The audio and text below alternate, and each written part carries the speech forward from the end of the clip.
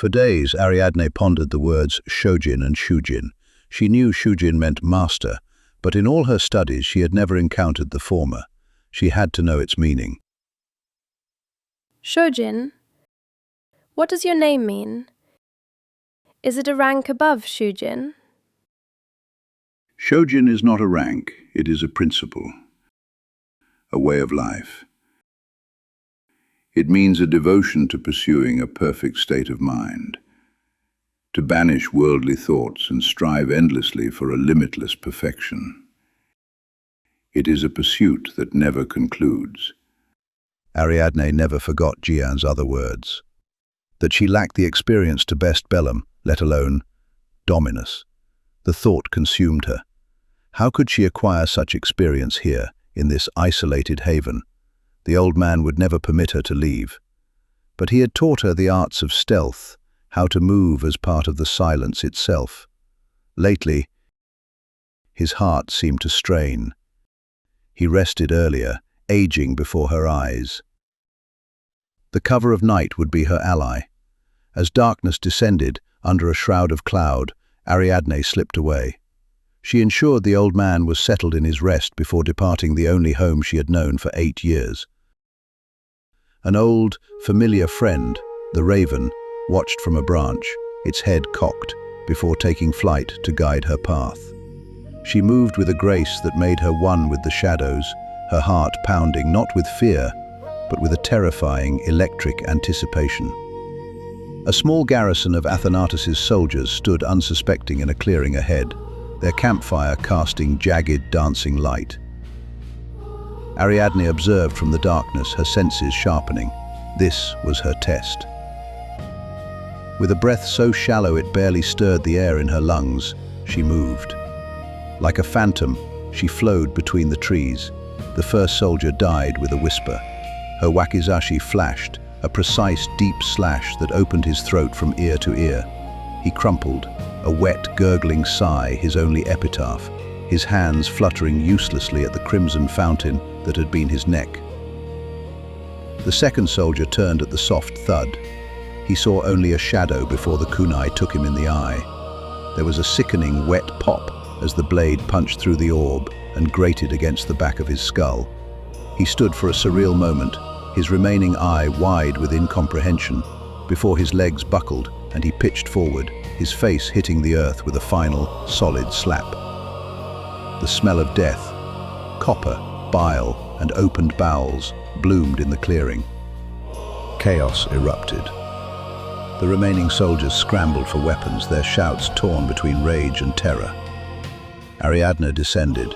She was no longer a girl, but a vessel of pure kinetic vengeance. Her ninjutsu was not an art. It was a butcher's rhythm. She sidestepped a wild spear thrust, seized the man's arm, and used his momentum to wrench him forward. A brutal elbow strike crushed his larynx. As he choked, drowning in his own blood, she drove her blade up under his ribcage, twisting it with a harsh, grating grind. Another came at her with an axe. She flowed under the clumsy swing, her legs sweeping his feet from under him. He landed hard on his back, the air blasting from his lungs. Before he could inhale, she was upon him, kneeling on his chest. Her blade rose and fell, not once, but 4, 5, 6 times, puncturing, slicing, opening. It was not efficient, it was cathartic. Each thrust was a memory. Her mother's blood, the hooded figure, the taunt. The soldier's chest became a ruined canvas of gore. The last man stood frozen, his sword shaking in his hand. He was young, his eyes wide with a child's fear. In them, for a fleeting second, Ariadne did not see a soldier of the enemy. She saw the reflection of the girl she had been, afraid, frozen, in a moonlit clearing. Then the image shattered, replaced by the sneering visage of Dominus, etched forever behind her eyes. A roar, raw and guttural, tore from her throat.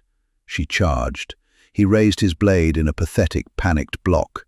She shattered his guard with a furious strike, her wakizashi knocking his sword aside. The follow-through was not a clean kill. Her blade bit deep into his shoulder, carving down through muscle and bone. He screamed. She ignored it, yanking the blade free in a spray of blood and tissue. He stumbled back, and she pursued. This was not combat. It was an execution. A frenzy of slashes opened his arms, his thighs, his face. He collapsed, a mewling, bleeding wreck. Standing over him, breathing in ragged, heaving gulps, she raised her blade high with both hands and brought it down in a final, crushing blow that cleft his skull. Silence. Breathing heavily, Ariadne stood amidst the carnage. The clearing was an abattoir. Blood soaked the earth, glistening black in the firelight. It coated her hands, her arms, her face, a warm, sticky mask. She looked at the last body, now a barely recognizable mound of flesh and fabric. One slash had not been enough. She had needed to erase him, to drown the ghost of her own powerlessness in the reality of his ruin. Slowly, she lifted her wakizashi. With a sharp, practiced flick, she sent a ribbon of blood sailing through the air to paint the ferns beside her. The blade clean, she sheathed it. The metallic scent filled her nostrils, and instead of sickness, she felt a terrifying, profound certainty. This was her language now. This was her prayer. By day, she would train with Shojin, her movements precise, her mind a calm lake. But by night, when the old man slept his fitful sleep, the demon within would stir. She would slip into the darkness, a ghost seeking substance in the heat of spilled blood. The lie was that she sought experience. The truth was a hunger. Each life she took was an offering to the altar of her rage, a stepping stone on a path paved with bones. The months turned her infamy into a creeping legend. Whispers began in taverns and around campfires, spreading through the territories like a cold wind. They spoke of a wraith that moved under the red moon, leaving only slaughter in its wake. They gave the phantom a name, half-spoken in dread. Akai Tsuki Shinobi, the Red Moon Assassin. And in the heart of the storm she was creating, Ariadne felt her innocence not just lost, but annihilated. In its place grew something cold, sharp, and utterly focused. A weapon being honed for one final, divine cut.